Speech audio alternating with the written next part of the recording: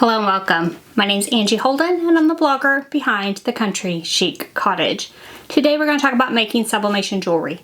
Now, I already did a full video on making sublimation earrings, so I'm going to concentrate on other types of jewelry within this video, but I will link to the video on sublimation earrings in the description below this video.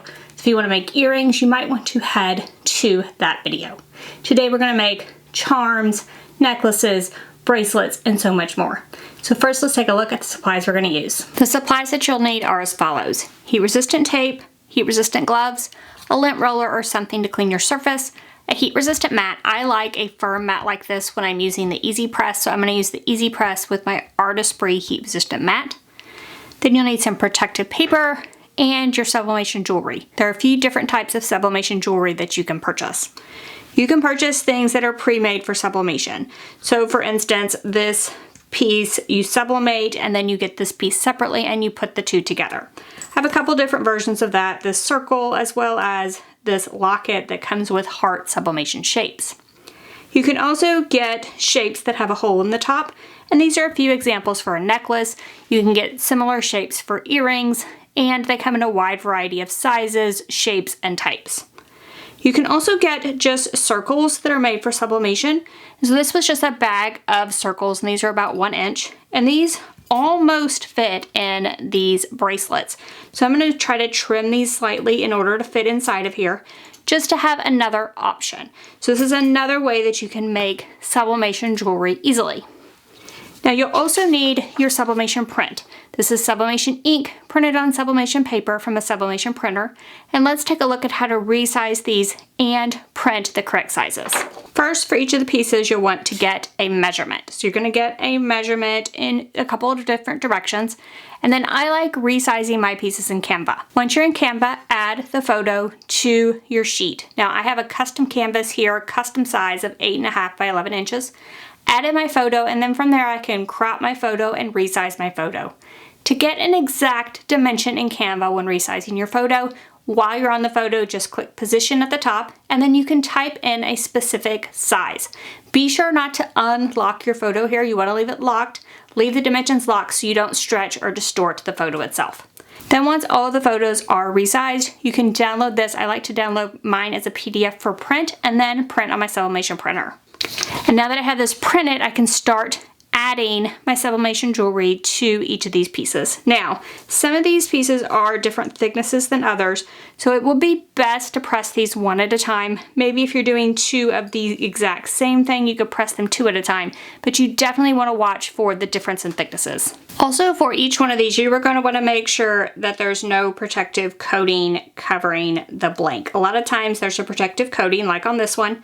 We'll just want to remove the protective coating from the sublimation side of each of these. Then for each one, after that coating is removed, you just want to clean it. And a lot of times I just stick these because they're so small, just sort of stick them to the lint roller. And then we will add them sublimation side down to the print. Locate your sublimation blank and then tape it down into place. I'm going to go ahead and repeat the same process for all of my sublimation jewelry blanks. I have my heat resistant mat down, piece of protective paper, and then the first ones I'm going to do the two hearts together, and I'm going to turn them sublimation print side up, add protective paper over the top, and for these I am just going to use my Easy Press Mini. I have it set on the 3rd setting, and I'm going to heat this for about a minute.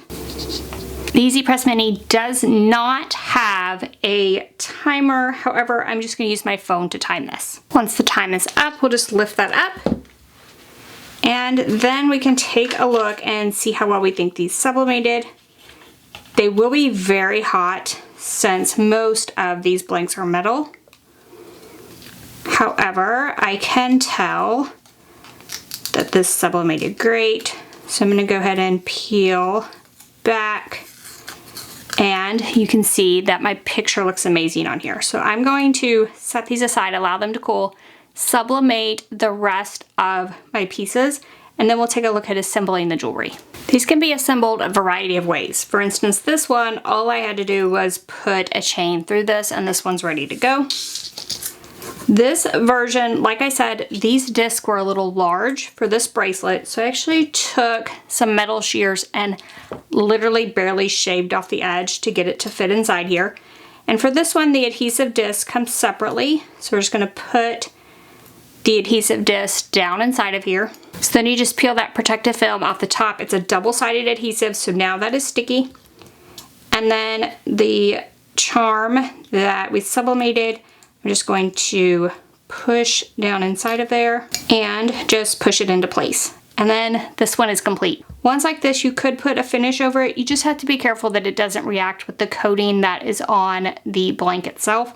It does not need anything, however. Like, this is a permanent sublimation and will be fine just the way it is. For the locket, you just open it up, and we're gonna repeat the same steps for this. Now, these locket pieces are perfectly sized, so all we have to do is put the adhesive down in there and add the locket pieces. Then once both sides are assembled, all that's left to do is to add it to the chain. Now, it already comes with a hook attached, so we can just feed the chain through, and that version is complete. Now, we don't have to add these just to a necklace chain. You could also add them to like a charm bracelet chain. And I'm going to do these two on the charm bracelet chain. The first one is just like the previous two I did with some adhesive. And then for ones that already have a hole in them, you could use a jump ring, or they make these little clasps. Either way, just opening them up with a set of jewelry pliers and adding the charm. Then just closing that back up. Then you can add these to necklace, charm bracelet, whatever you would like. And we can repeat that same process with the jump ring on something like this version. And just adding to the necklace and then closing that back up. So whichever way you assemble your sublimation jewelry, you are sure to love the way they turned out. So all of these turned out great. I don't have any notes about any of them. All of these blanks look amazing. All that's left for you to do is to make some sublimation jewelry for yourself. So that process is very easy. And I used my examples to make all photo jewelry to make it a little bit personalized to yourself or your gift recipient. However, you can put any image you want on these jewelry blanks. Now, I am going to link to all the supplies I use in the description below this video. So if you specifically want this bracelet with these sublimation blanks that go inside, or this charm that's a teardrop shape, then you would head to the description below this video, click those links, and purchase the items that you need to make sublimation jewelry of your very own. Now, this is a great idea to make for yourself. It's also amazing to give as gifts. Everyone loves a very personalized gift, something with a photo on it, something to treasure, and this is a way that you can make those at home. So now's a great time to start making this jewelry, perfecting your process, so you can make all of those gifts for the holidays and give a very touching, personalized gift that you have made yourself with sublimation. Now, if you have any questions about anything we've covered, drop it down in the comment section, ask away. If you like this video and it helped you, give us a thumbs up. And if you haven't already, head on over to our YouTube channel, hit that subscribe button. We have videos just like this one every single week, and trust me, you don't want to miss any of those. So thank you guys so much for joining me, and I'll see you next week. Bye-bye.